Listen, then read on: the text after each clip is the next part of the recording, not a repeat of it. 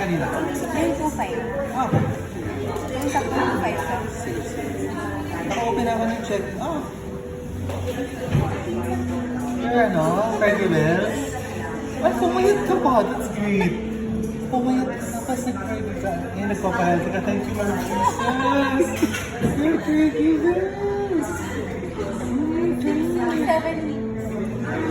Yeah.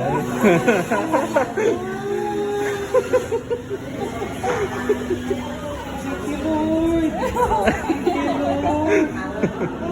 Yeah. Oo, kayo. Kaya ka namin invite for lunch. Ay, pamangkin ka na. Nakakala na ng mga milyones natin. Oh my God. Diba? Kahit hatiin ko pa yun.